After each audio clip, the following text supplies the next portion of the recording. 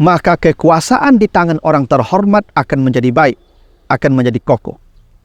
Sementara kekuasaan di tangan orang-orang kafir akan rapuh, akan lemah. Jadi benar, memilih penguasa itu tidak bisa dilepaskan dari kepribadiannya yang tinggi. Mengurai rahasia Al-Quran melalui makna dan mabna.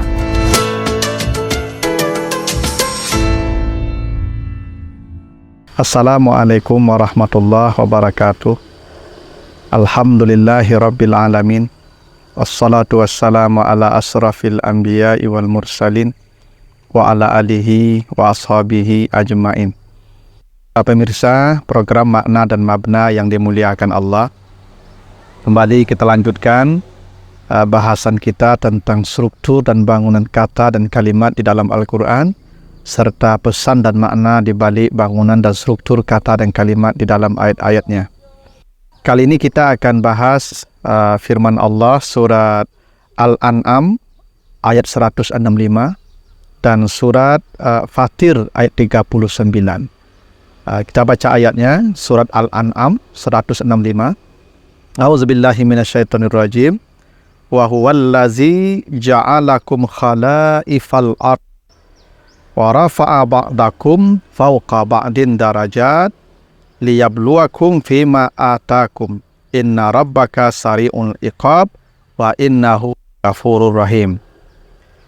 Di surat Fatir ayat 39, huwallazi ja'alakum khalaifa fil ardi faman kafara fa'alaihi kufru wala yazidul kafirina kufruhum inda rabbihim illa maqtan wala yazidul kafirina kufruhum illa khasara. Jadi ayat ini sama-sama menjelaskan bahwa Allah menjadikan kamu sebagai penguasa di muka bumi.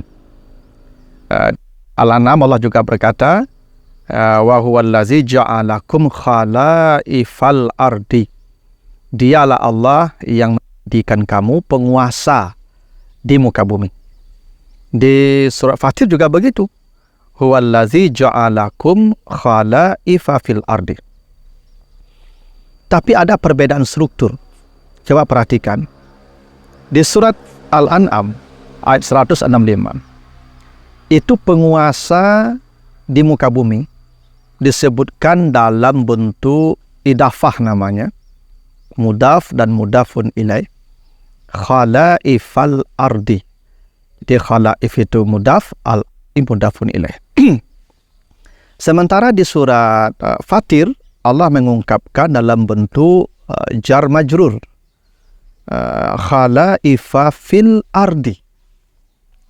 Jadi kalau di Al-An'am Allah menyebutnya khalaifal ardi, idafah namanya. Idafah itu artinya kata gabungan, kata majmu'. Dua kata digabungkan jadi satu. Idafah itu artinya menambahkan atau menyandarkan sesuatu kepada yang lain sehingga dia menjadi satu kesatuan. Sementara majrur itu secara harfiah artinya sesuatu yang ditarik. Sesuatu yang ditarik, dia ringan, menunjukkan dia ringan, dia di bawah, dia pecah. Itu kenapa tanda majrur itu adalah kasrah. Karena kasrah itu artinya pecah. Jadi secara makna, idafah itu lebih kuat daripada majrur.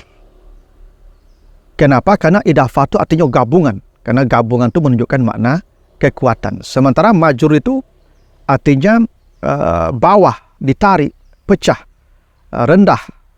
Karena itu dia lebih ringan sebenarnya, majrur itu. Kalau saya katakan Kitabu Muhammad, itu namanya idafah, mudaf dan mudafun ilaih. Dan itu lebih kuat maknanya dari kata Kitabun li Muhammad. Dia artinya sama-sama buku Muhammad. Tapi ketika diungkapkan dengan kata Kitabu Muhammad dalam bentuk idafah, gabungan, majmu', itu memiliki makna lebih kuat daripada majrur kitabun li Muhammad. Kalau saya katakan babul khashab, pintu kayu, itu idafah namanya. Bab mudaf, al-khashab mudafun ilaih. Tapi kalau saya katakan babun minal khashab dalam bentuk jumlah jar majrur, maka itu maknanya lebih ringan. Nah, dari sini kita paham kenapa di Al-An'am tadi Allah menggunakan kata idafah khalaifal ardi. Kenapa di surat Fatir Allah menggunakan majrur khalaifa fil ardi?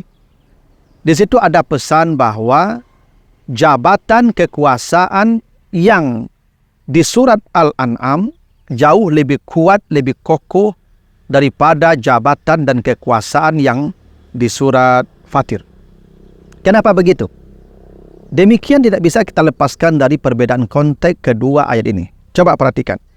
Kenapa jabatan di Al-An'am lebih kuat daripada jabatan yang di surat Fatir? Lebih kokoh. Karena surat Al-An'am itu jabatan itu disebutkan dalam konteks orang-orang terhormat. Wa rafa'a ba'dakum fawqa ba'din darajat. Allah tinggikan derajat sebagian dari yang lain. Jadi kata khalaif, jabatan dalam ayat ini, itu konteksnya orang-orang yang memiliki derajat, kehormatan, kemuliaan. Sementara di surat Fatir, itu konteksnya orang-orang kafir. Faman kafara fa'alaihi kufruh. Siapa yang kafir, maka dialah yang akan menanggung kekufurannya. Jadi ada perbedaan konteks di antara ayat ini.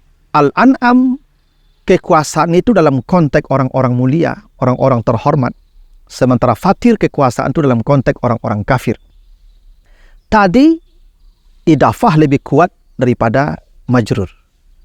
Itu artinya kekuasaan di surat Al-An'am itu lebih kokoh, lebih baik, lebih hebat daripada kekuasaan di surat Fatir. Kenapa begitu? Karena surat Al-An'am menyebutkan orang-orang yang terhormat yang diberikan kekuasaan. Maka kekuasaan di tangan orang terhormat akan menjadi baik, akan menjadi kokoh. Sementara kekuasaan di tangan orang-orang kafir akan rapuh, akan lemah. Jadi benar, memilih penguasa itu tidak bisa dilepaskan dari kepribadiannya yang tinggi.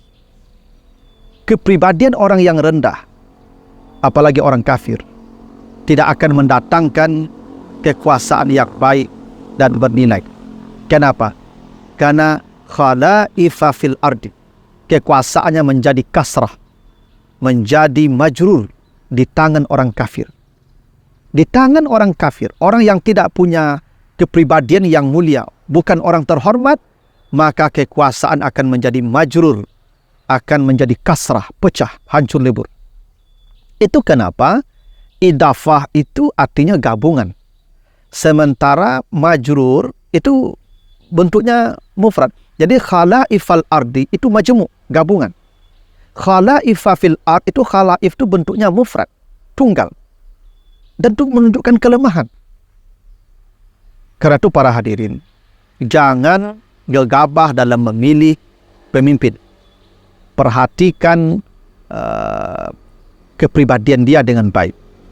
Perhatikan keberagamaan dia dengan baik. Karena mustahil orang-orang kufur, orang-orang kafir yang hidup dalam pembangkangan akan menjadi penguasa yang mendatangkan kebaikan, yang kekuasaannya menjadi kokoh dan memberikan kebaikan bagi kehidupan orang-orang yang dipimpin.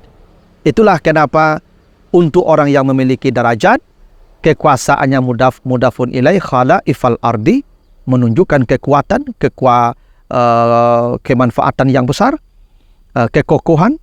Sementara di surat Fatir, kekuasaan untuk orang kafir disebut dengan majrur khalaif fil ardi. Sekali lagi, berhati-hati dalam memilih pemimpin, perhatikan keberagamaannya, dan lihat kepribadiannya dengan baik. Begitu, mudah-mudahan ada manfaatnya. Lebih kurang mohon maaf. Wassalamualaikum warahmatullahi wabarakatuh.